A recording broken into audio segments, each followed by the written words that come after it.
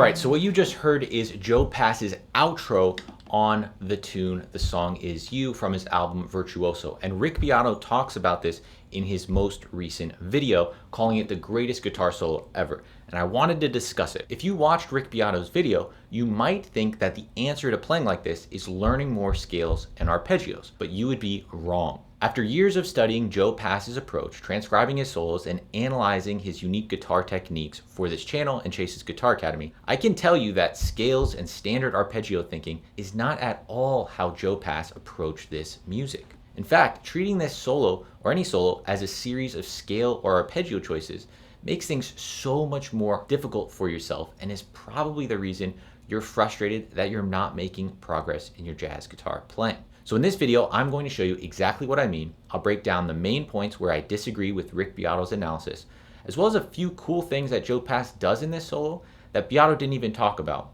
And more importantly, what you can actually learn from this solo to become a better jazz guitarist. Now, to be clear, I think Rick Beato is great. I'm a big fan of what he does, his channel, and his musical knowledge.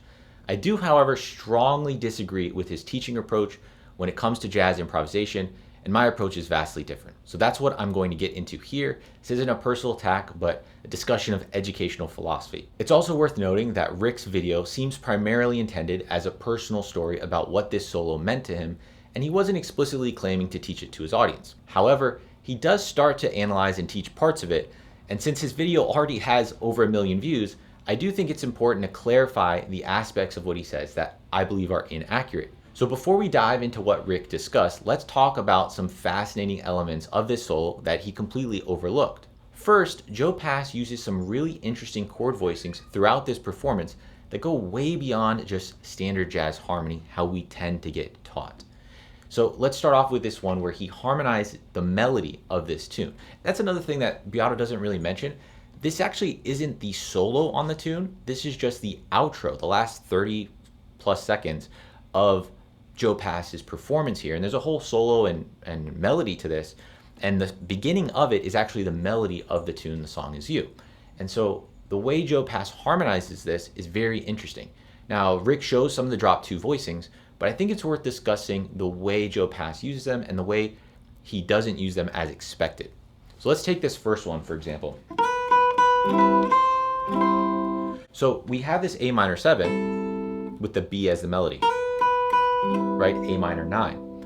And one standard way you would harmonize melody would be like this. We have the 9th in the melody and we play the chord A minor underneath that, so we get that melody note harmonized. But when we go to the C, a lot of times what we would get taught is to switch to an A minor 7 that harmonizes that C, like this. Now, maybe because of the tempo or just because of how easy it is to do it, Joe Pass actually doesn't do that. He basically just stretches his pinky out. So that's another option here where you don't necessarily have to harmonize all of the melody notes or chord tones of A minor 7 with unique voicings. In some cases, like when the 3rd's on top, you can just stretch your pinky out. The other part here that's really interesting is when he comes back to that B. Right there.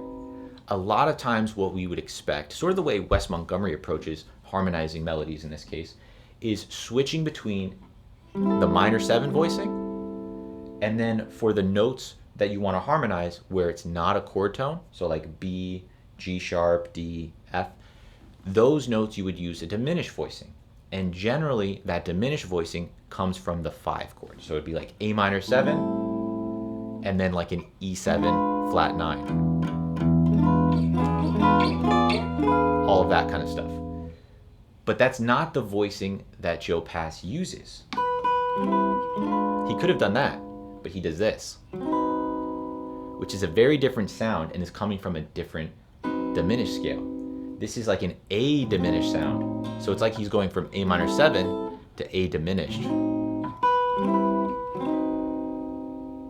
You could also think about this as coming from D7. And then even when he plays that part after, that voicing is also like a D7. So that's a very different sound and approach to something like Wes. And I think it's worth pointing out because it gives us a lot of options for using diminished chords. We actually have a lot of options for this, and a lot of times that doesn't get discussed. Another chord voicing that Joe Pass uses here, and that he's kind of known for using in many of his solos, is this one right here.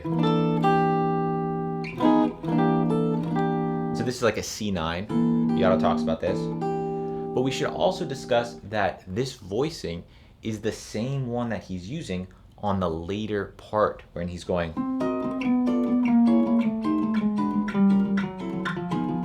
Right here, when we get to this. That's the exact same notes. E, B flat, D, G, E, B flat, D, G. So he's using this same voicing on the inner set of strings. One thing that Joe Pass likes doing a lot is when you play this, he doesn't do it on this specific part, he does it here. You see how he can use the pinky to get two different melody notes? One trick you can do is move it up a minor third when you have it as part of a 2-5. Now in this section, when Joe Pass is playing that part, after the whole, he doesn't play the full voicing. We really only hear like a couple notes there, so it is kind of hard to tell if he's doing one of these standard Joe Pass approaches of taking that same voicing, or if he's doing it like Beato talks about as more of like a G minor 7 drop 2, part of the C7 type of approach. We don't really hear the full chord, so we actually can't tell. But I thought it's worth pointing out that this voicing is the same exact one he's using at the ending here. It's one you really should learn if you don't. This is one that my teacher Barry Green has called the secret jazz chord, and I have videos on this if you guys want to check them out as well. All right guys, real quick, I have to jump in because I actually made a mistake in this video, and I was influenced by what Rick Beato showed in his video for this chordal part. He's showing it as this C minor 7 flat 5 voicing, which is a very common Joe Pass move to do, and that's why I was relating it to this other voicing that Joe Pass uses. It's something that Joe Pass does a ton of. But there's actually another interesting thing here with the chord he actually plays. So if we look at this chord, we have C in the bass and then this E flat on top. Now this is why it's very easy to make this mistake, and why I did until I rewatched what I had played and listened back to the recording. It's actually a C7 sharp 9. Still the same bass note and melody note, but the middle voicings are different. And this makes a lot of sense as another option Joe Pass could use because of what comes before it. So if we are starting before on that part, we end here. Now it'd be awkward, which is what I was doing, to jump with your first finger to this voicing. It's not like a very guitar-friendly thing to do. However, if we instead use our middle finger, then we can play this chord, right? See this voicing needs the index finger on the bass, and this one, middle finger. So it's actually a really good second option when you want that kind of sound, but for fingering reasons on guitar, you can't reach that. Anyways, I wanted to make sure you guys had the correct information on that chord as well. I got tripped up. Again, the point here is not about who's right or wrong or different mistakes or anything like that.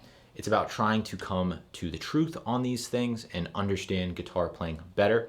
So that's what I'm trying to bring you guys here on the channel. Hope you dig it. Back to the rest of this video. The second thing that I want to point out, and this is really revealing, is that Joe Pass actually hits what sounds like a wrong note right at the end of the solo. And it's this part, when he's playing through this, right? He had the whole, right, all that. This part. Right there. He does actually play C sharp. In Beato's video, he plays it like C, what we would expect it to be. Right? That's kind of the note we're hearing that. It's just a blues lick.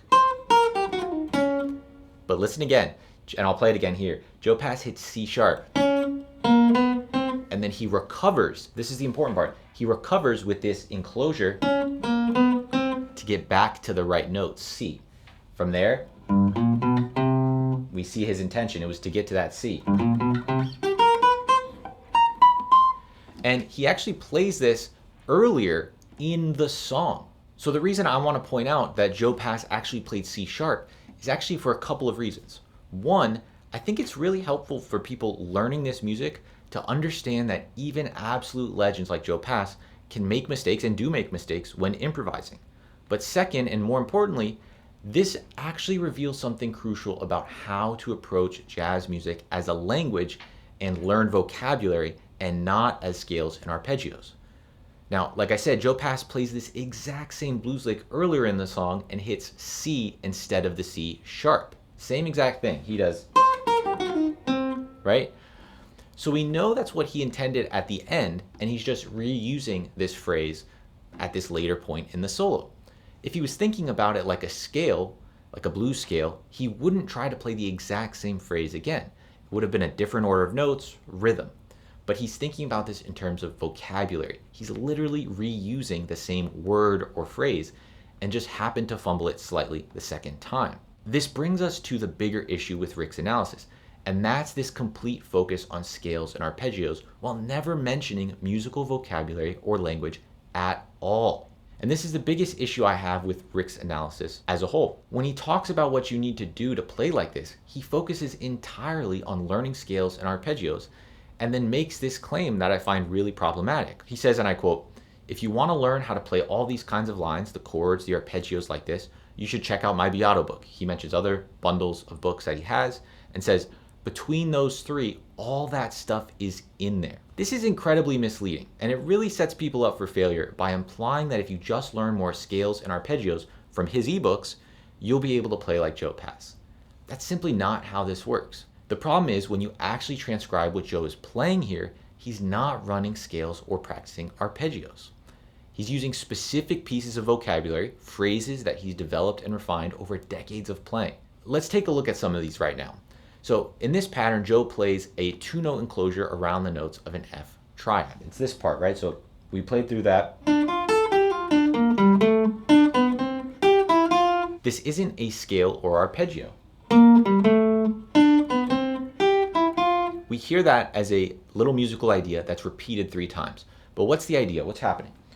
Well, we're playing over an F chord, and Joe Pass is targeting chord tones of F. A, C, and F. Those are just the notes in an F major triad. And we do this with an essential jazz pattern called a 2-note enclosure, where you go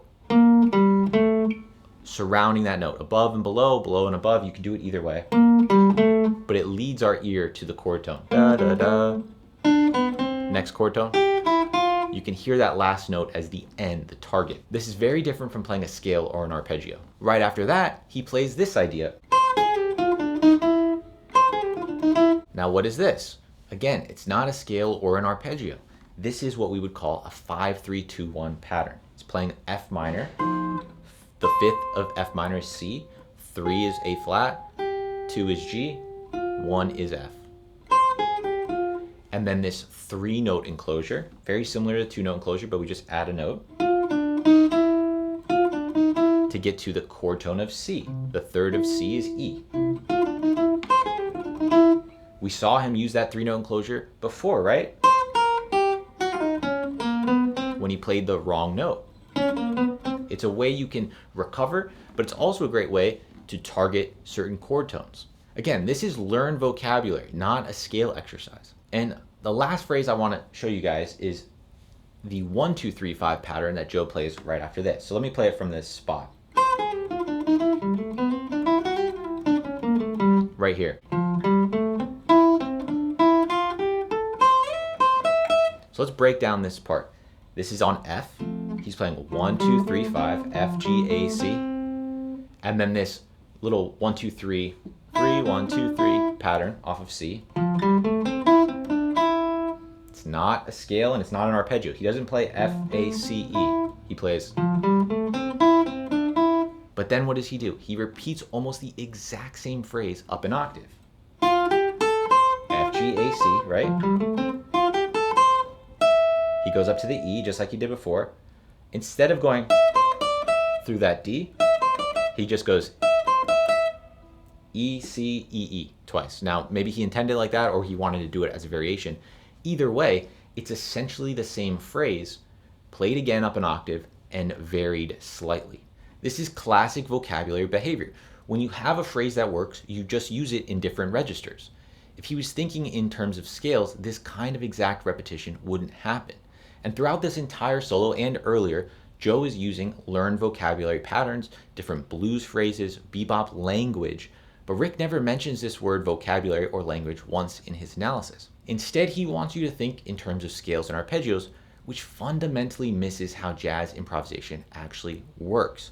When we approach improvisation from a scale perspective, we're essentially trying to have a conversation by reciting the alphabet really fast in a random order. When we approach it from a vocabulary perspective, we're learning actual words and phrases that communicate musical ideas. The 1-2-3-5 pattern that Joe uses throughout this solo and many of his solos is specific vocabulary. He adds in blues vocabulary and other bebop phrases. These are all learned pieces of language that he's connecting together, not scale exercises. This 1-2-3-5 pattern is what I call essential jazz pattern number 3. It's one of 9 core patterns that all jazz masters use in combination to create vocabulary.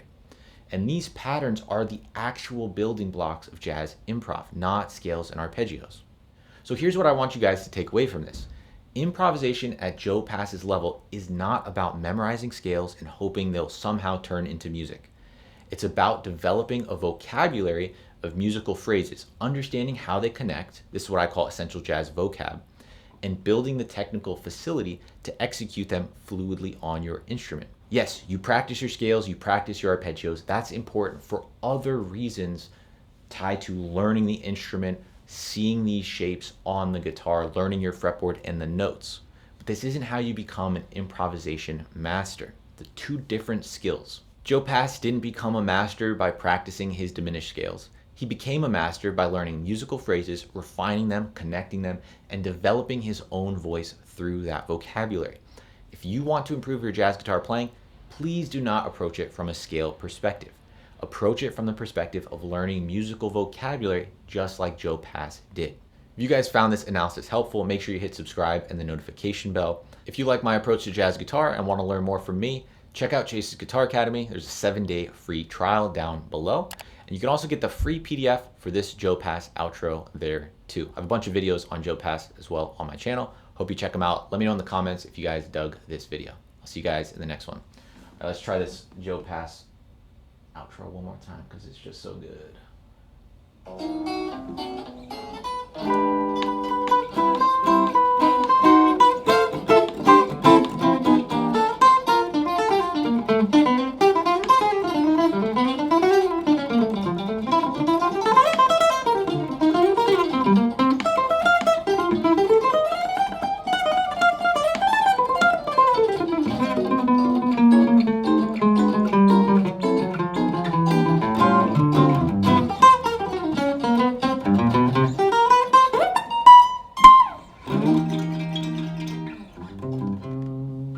All right, not as clean, but I'll work on it.